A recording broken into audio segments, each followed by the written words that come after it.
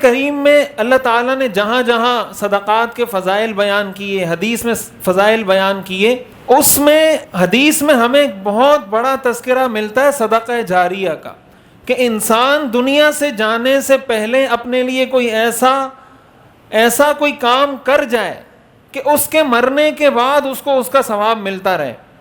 حدیث شریف میں آتا ہے اذا مات ابن آدم انقطع عمله الا من ثلاث، جب انسان مر جاتا ہے تو اس کے سارے اعمال اس سے منقطع ہو جاتے ہیں، ٹوٹ جاتے ہیں، کٹ جاتے ہیں، الا من ثلاث، 3 چیزیں ہیں جو اس کا ثواب اس کو ملتا رہتا ہے۔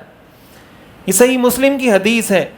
آپ نے فرمایا من صدقۃ جاریہ، نمبر 1 صدقہ جاریہ۔ صدقہ جاریہ کیا ہے یہ میں بتاتا ہوں آگے۔ نمبر 1 جس چیز کا ثواب اس کو ملتا رہتا ہے، من صدقۃ جاریۃ، صدقہ جاریہ کا ثواب مرنے کے بعد بھی انسان کو مل رہا ہوتا ہے۔ نمبر 2 او علم ينتفع به، ایسا علم دنیا میں انسان چھوڑ کر جائے جس سے اس کے مرنے کے بعد بھی لوگ فائدہ اٹھائیں۔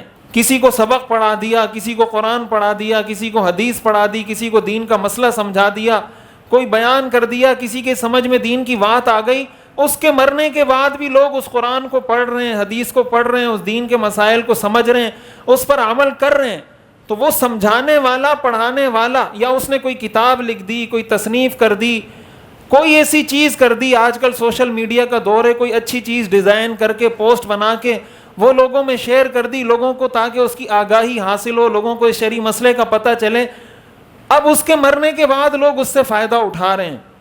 آپ نے فرمایا او علم ينتفع به، ایسا علم جس سے انسان کے مرنے کے بعد فائدہ اٹھایا جائے، اس کا ثواب بھی انسان کو مرنے کے بعد مسلسل ملتا رہتا ہے۔ تیسرے نمبر پر آپ نے فرمایا او ولد صالح يدعو له، یا انسان اپنے پیچھے ایسی نیک اولاد چھوڑ کر جائے جو اپنے ماں باپ کو، اپنے اس بڑے کو اپنی دعا میں یاد رکھے کہ یا اللہ میرے والد نے میری اچھی تربیت کی، مجھے پڑھایا، میری تربیت کی، مجھے پالا، اس کے لیے دعا کرتا رہے، کبھی قرآن پڑھ کے ان کے لیے صدقہ کر دے، کبھی صدقہ دے کر ان کے لیے ایصال ثواب کر دے، کبھی کسی یتیم کے سر پہ ہاتھ رکھ کر اس کی مدد کر کے اس کے لیے ایصال ثواب کر دے، کبھی ویسے ہی دعا کر لے اپنے والد کے لیے، والدہ کے لیے۔ ایسی اولاد اگر انسان دنیا میں چھوڑ کے جائے تو حضور نے فرمایا یہ بھی انسان کے لیے صدقہ جاریہ ہے۔ اس کا مطلب یہ ہوا کہ انسان کے مرنے کے بعد اس کو ان 3 چیزوں سے فائدہ پہنچ سکتا ہے۔ ان 3 چیزوں سے ہمارے ہاں ہم نے اسلام کا حلیہ بگاڑ دیا ہے، ان چیزوں کو ہم نے اسلام بنا دیا ہے جس کا اسلام سے کوئی لینا دینا نہیں ہے، اور جو چیز اسلام ہے اس کے ہم قریب نہیں آتے، اس لیے کہ اسلام پہ عمل کرنا مشکل ہے۔ قبر پہ پھول کی چادر چڑھانا آسان کام ہے، خوشبو چھڑکنا قبر پر آسان کام ہے، اور سال میں 1 دفعہ گھر میں لوگوں کو بلا کے قرآن خوانی کروا دینا، ایک دیگ بنا کے تقسیم کر دینا آسان کام ہے، لیکن اپنے ماں باپ کے لیے کوئی ایسا کام کرنا جس سے ان کے لیے صدقہ جاریہ ہو، کہ انسان یہ کہے کہ میں روزانہ 1 پارے کی تلاوت کروں گا اور روزانہ 1 پارے کا ثواب اپنے والد کو پہنچاؤں گا، یہ اصل کام ہے۔ میں روزانہ 10 روپے صدقہ کروں گا اور وہ 10 روپے اپنے والد کے ایصال ثواب کے لیے صدقہ کروں گا کہ اس 10 روپے کا ثواب میرے والد کو پہنچ جائے۔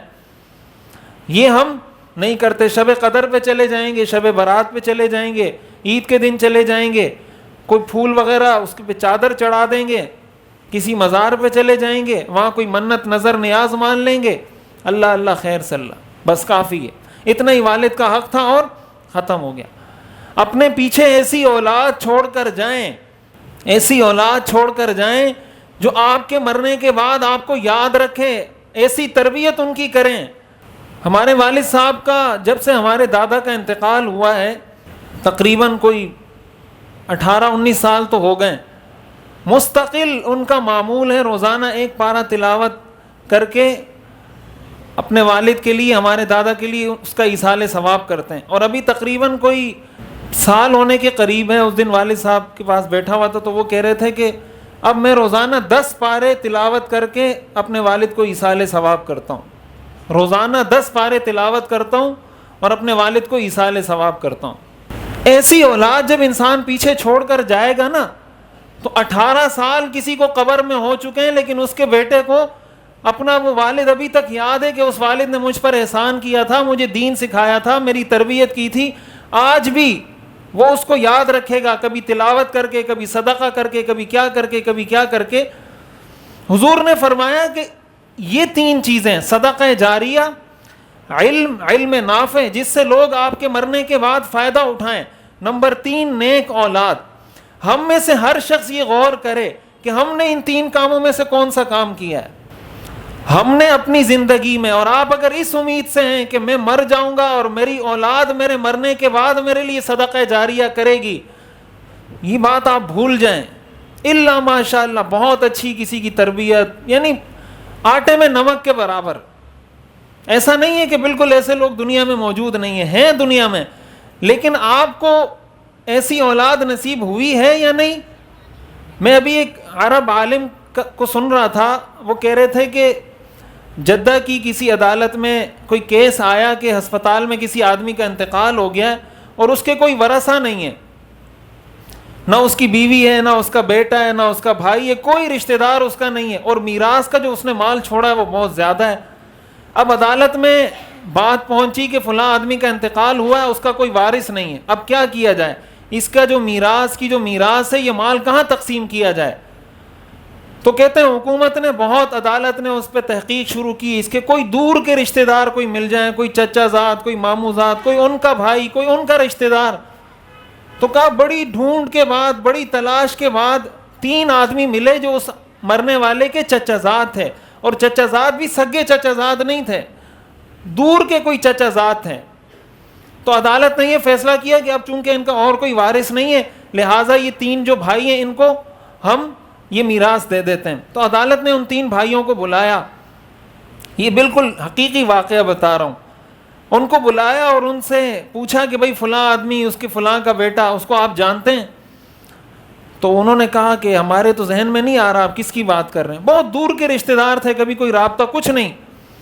بہت وہ سوچتے رہے، انہوں نے کہا نہیں ہمارے ذہن میں تو نہیں آ رہا. پھر عدالت نے ان کو بتایا کہ وہ فلاں تھا، فلاں کا بیٹا تھا، یہ وہ فلاں جگہ پہ رہتا تھا. تو ان کو یاد آیا، ہاں بولا ہمارے اس طرح ایک دور کا رشتہ دار تھا، ہم نے اس کا نام سنا ہوا تھا، ہم جانتے تو نہیں ہیں اس کو، لیکن اتنا ہمیں پتہ ہے کہ ہمارا کوئی رشتہ دار تھا.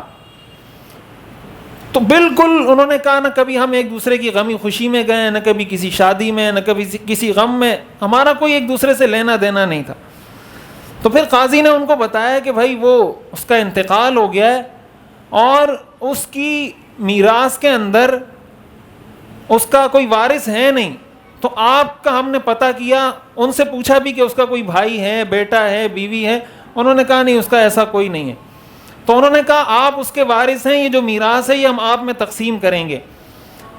ایک آدمی کے حصے میں جو میراث آئی وہ 115 ملین ریال، 115 ملین ریال ایک چچا زاد بھائی کو اس کے میراث میں سے مل گئی. 115 ملین، 1 ملین میں 10 لاکھ ہوتے ہیں، تو 115 ملین کا آپ حساب لگائیں، پتہ نہیں کتنا حساب بنے گا. کہا وہ ان تینوں کو دے دیے کہ 115 ملین ریال آپ کے، 115 ملین آپ کے، 115 ملین آپ کے، دے دیے ان کو. بولا یہ آپ لے لیں. دینے کے بعد قاضی نے ان کو کہا کہ آپ کو اتنا پیسہ اس فلاں کی میراث میں مل گیا ہے، ایسا کریں آپ میں سے ہر آدمی ایک لاکھ ریال مجھے دے دیں، میں اس کے نام پہ کوئی مسجد بنوا دوں گا، اس کے لیے صدقہ جاریہ ہوگا. یا فلاں کسی ٹرسٹ کو جا کر 1 لاکھ ریال آپ لوگ دے دیں تاکہ اس مرنے والے کے لیے کوئی صدقہ جاریہ ہو جائے. تو کہا ایک نے کہا میرے بچے ہیں، ان کے بڑے مسائل ہیں، یہ ہے. دوسرے نے کہا ہمارے گھر میں بہت پریشانی ہے. تیسرے نے کہا میرے اوپر قرض ہیں. 1 ریال بھی انہوں نے ان میں سے کسی نے نہیں دیا. 1 ریال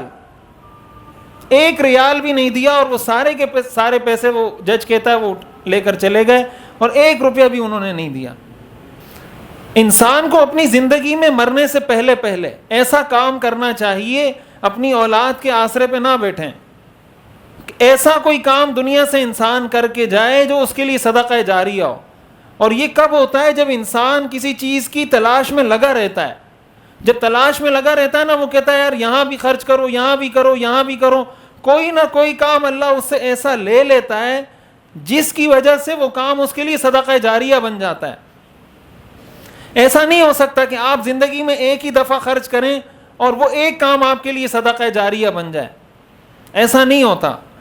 طریقہ اس کا یہی ہے، الذین ينفقون اموالهم باللیل والنہار سرا وعلانیۃ، جو رات کو بھی خرچ کریں، دن کو بھی خرچ کریں، چھپا کر بھی خرچ کریں، لوگوں کو دکھا کر بھی خرچ کریں.